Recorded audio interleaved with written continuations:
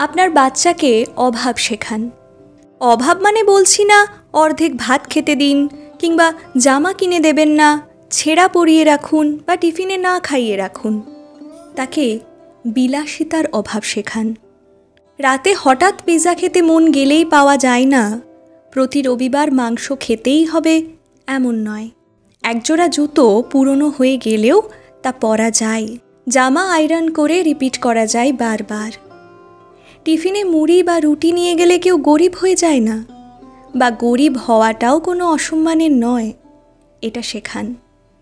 আপনার বাচ্চাকে আদব শেখান। আধুনিকতা মানেই কেবল দামি জামা কাপড় নয়, আধুনিকতার অর্থ উন্নত এবং উপযোগী মানসিকতা তার মাথায় গেঁথে দিন নিয়ম করে। আপনার বাচ্চাকে যত্ন শেখান। মা মানে মেশিন, বাবা মানে কোষাগার, এই ধারণা যেন তার তৈরি না হয়। চাইলেই মা সবটা বানিয়ে দিতে পারে না, অথবা বাবা কিনে দিতে পারে না, তাকে শেখান এবং বোঝান।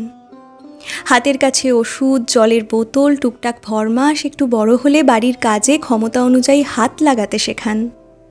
বাড়িতে বৃদ্ধ বয়সের কেউ থাকলে তার পাশে কিছুক্ষণ বসতে শেখান, তার গায়ে হাত বুলিয়ে দিতে শেখান।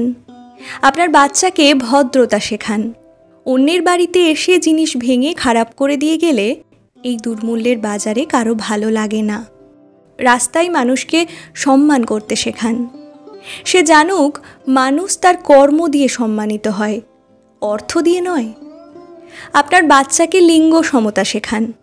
ছেলে মানেই সে ক্রিকেট খেলবে, ভিডিও গেম খেলবে, ফুটবল খেলবে, মেয়ে মানে রান্নাবাটি, এসব কোথাও লেখা নেই। ছেলে বাচ্চা গান গাইতে চাইলে, নাচ করতে চাইলেও তার ইচ্ছেকে গুরুত্ব দিন। মেয়ে বাচ্চার বোলিং স্পিড অথবা ব্যাটিং স্কিলকে উৎসাহিত করুন। ছেলে মেয়েকে শালীনতা শেখান। ড্রেসিং কোড শেখান। অনেকেই বলে পোশাকে কিছু যায় আসে না, কিন্তু কোন জায়গায় কোন পোশাক পারফেক্ট এটা অবশ্যই গুরুত্বপূর্ণ। অনেকেরই সেই বোধ নেই, নয়তো বড় বড় প্রতিষ্ঠানে ড্রেস কোড থাকতো না। বাচ্চাকে সংযত হতে শেখান। কোন টাচটা কাকে করা যায় অকপটে বলুন, কোন টাচটা খারাপ সেটাও তার মাথায় ঢুকিয়ে দিন। এবং এটা ছেলে মেয়ে উভয় বাচ্চার জন্যই গুরুত্বপূর্ণ। বাচ্চাকে স্বাবলম্বী হতে শেখান। রান্না, রোজগার অথবা দায়িত্ব নেওয়ার কোনো লিঙ্গ হয় না, কাজের কোনো ছেলে মেয়ে হয় না। বেঁচে থাকার জন্য যতটুকু জানা এবং শেখা প্রয়োজন ততটুকু আমাদের সবাইকেই শিখতে হবে। বাচ্চার মনস্তাত্ত্বিক বিষয়গুলোতে যত্নবান হন। তার কথা শুনুন, তাকে বুঝতে শিখুন। বাবা মা একে অপরকে পারস্পরিক অসম্মানজনক যে কোনো কথা থেকে বিরত থাকুন তার সামনে। তাকে সময় দিন। বিভিন্ন পদক্ষেপে তার ছোট্ট মতামতের ওপরেও গুরুত্ব দিন।